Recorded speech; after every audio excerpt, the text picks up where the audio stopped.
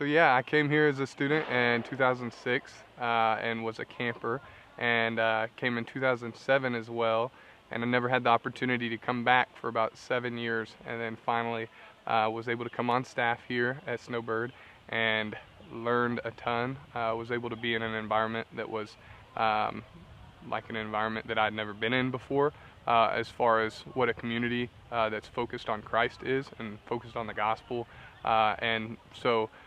just in that time that I was on staff, even though it was just over the course of one summer and helping out with some retreats and stuff, I was really able to understand how to go from here and implement that with the rest of my life. And a lot of staff members, I feel like, whether they go into student ministry or whether they go into missions or just go into what the world would call like a secular field, you leave Snowbird and you're like, wow, how do I still be a part of a gospel-centered community when that's not right there for you? And so you have this battle going on in between you, like, oh, I want to continue to be a part of Snowbird because it's awesome and it's fantastic, but I also know, like, I wasn't there for my enjoyment and my pleasure. I was there to learn and be discipled, both through teaching and you know, through service as well, and through discipling students throughout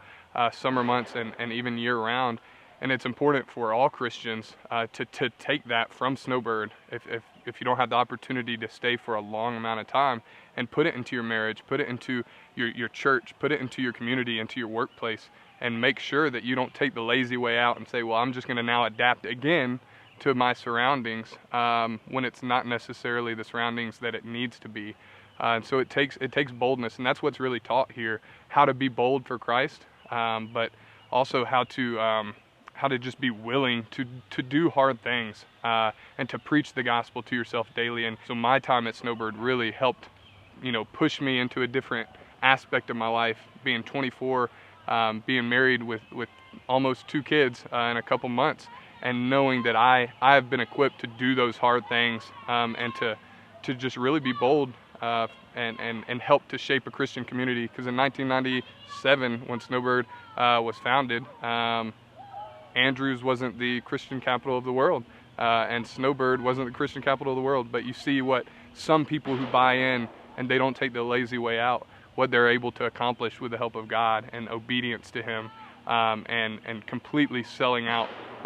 to live their lives for God and for the gospel and giving everything they have. So that's kind of what I got from Snowbird, and how it's equipped me to live my life after Snowbird. And now I'm able to bring students back and see the same thing happen with them and with leaders who just come and get just as much as the students do.